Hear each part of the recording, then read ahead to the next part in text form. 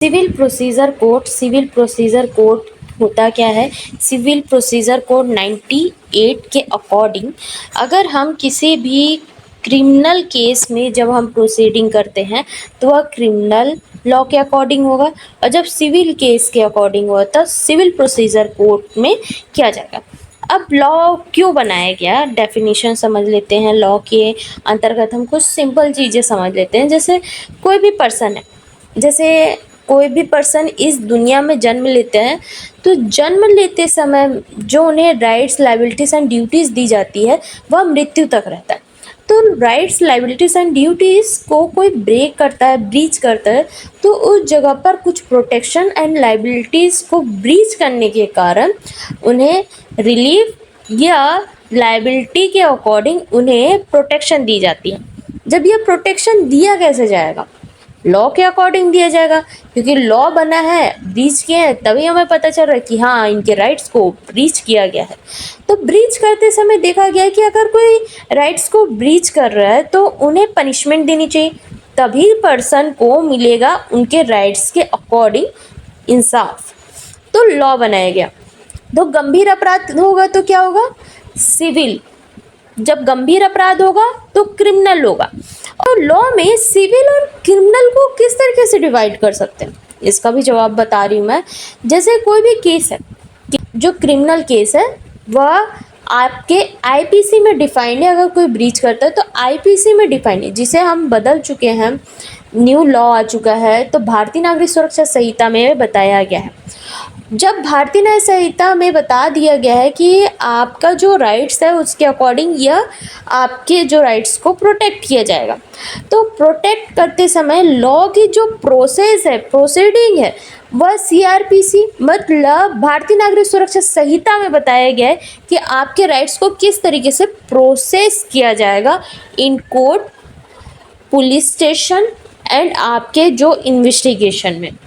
सारी कोई भी प्रॉपर्टी से रिलेटेड, फैमिली लॉ से रिलेटेड, सूट से रिलेटेड, या कोई भी ऐसे केस है जो प्रॉपर्टी से ज़्यादातर रहते हैं, कॉन्ट्रैक्ट से रहते हैं, तो वह सिविल में आते हैं।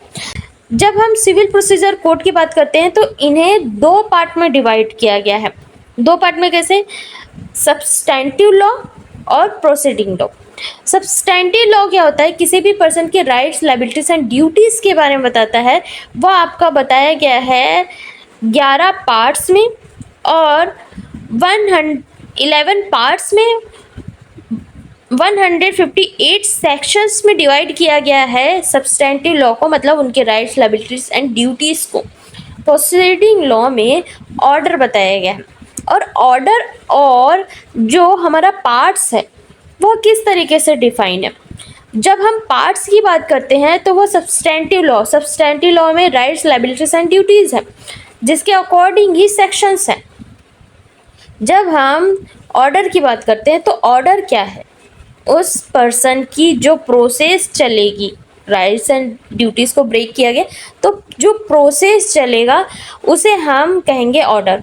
ऑर्डर को 51 पार्ट्स में डिवाइड किया गया है, मतलब इसे डिवाइड किया गया है और इसके रूल्स बताए गए हैं। सब्सटैंटिव लॉ की बात करते हैं तो सब्सटैंटिव लॉ का जो अमेंडमेंट है, अमेंडमेंट किया जा सकता है लेजिस्लेटिव के बाद। प्रोसीजर लॉ की बात करते हैं, जब प्रोसीजर लॉ की बात करते हैं तो उनका जो अमेंडमेंट है वो हाई कोर्ट कर सकते हैं। ठीक है, ये इम्पॉर्टेंट पार्ट है। जैसे सब्सटैंटिव लॉ को ना 8 पार्ट में डिवाइड किया गया है, 8 पार्ट में डिवाइड किया गया है एंड 158 सेक्शंस है, जिसके अकॉर्डिंग है आपको यह चैप्टर को पढ़ना है। मतलब चैप्टर नहीं, इसे पार्ट कहेंगे हम।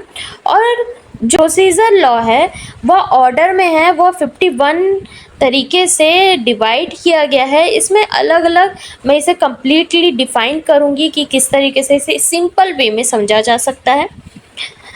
पहले हम कुछ इम्पॉर्टेंट डेट्स को समझ लेते हैं। एक्ट नंबर है 1958। इस सेक्शंस के अकॉर्डिंग, इस चैप्टर के अकॉर्डिंग, इस इनका नाम है, जो शॉर्ट टाइटल भी कह सकते हो, वह सीआरपीसी के सेक्शन सब टाइटल के अकॉर्डिंग शॉर्ट लिस्टेड में भी बताया गया है कि इनका जो नाम है वह सिविल प्रोसीजर कोड 98 है। इनैक्टमेंट डेट है 1 मार्च 98 एंड इन्फोर्समेंट डेट है 1 जनवरी 99। जब इसके सेक्शंस की बात करते हैं तो सेक्शंस जो बताया गया है वह 158 है, पार्ट्स 11 है, कॉन्क्रीट लिस्ट एंट्री नंबर 13 है, नेचर इसका सर लॉ भी है और सब्सटेंटिव लॉ भी, प्रोसीजर लॉ जिसमें प्रोसेस बताया जाता है कि आपके जो रूल्स लाइबिलिटीज एंड ड्यूटीज को ब्रेक किया गया वो कैसे होगा। सब्सटेंटिव लॉ किसी भी पर्सन के रूल्स लाइबिलिटीज एंड ड्यूटीज के बारे में सारी इंफॉर्मेशन दी गई है। यह सब्सटेंटिव लॉ जो 11 पार्ट्स में है, जो मैं बता चुकी हूँ, ऑर्डर 51। एंड जब हम शेड्यूल की बात करते हैं तो फर्स्ट शेड्यूल में 51 ऑर्डर्स हैं। कुछ हिस्ट्री के बारे में बात करते हैं। जब इसकी स्टार्टिंग हुई थी, पहले सीपीसी ना नहीं था, ब्रिटिश द्वारा यह बनाया गया था, ब्रिटिश द्वारा ही यह तैयार किया गया था, ब्रिटिश द्वारा ही इनकी जो प्रक्रिया है वो चलती थी। तो देखा गया कि अलग अलग जगह ना अलग अलग लॉ को, जब किसी के प्रॉपर्टी से रिलेटेड, फैमिली से रिलेटेड है, तो वो अलग अलग अपने जो एरिया के अकॉर्डिंग ही लॉ तैयार किए। सबसे पहले ब्रिटिश द्वारा बनाया गया था जो लॉ, जो सीपीसी मतलब सिविल के अंतर्गत है, वह बनाया गया था 1859 में। 1859 में बनाया गया। 1859 में जब इसे बनाया गया तो यह डिफेक्ट था, क्योंकि इसमें बहुत सारी कमियां थी, बहुत, क्योंकि जो अमेंडमेंट हो रहा है ना, मतलब समझ लो कि इसमें कुछ ना कुछ गड़बड़ है, इसलिए है।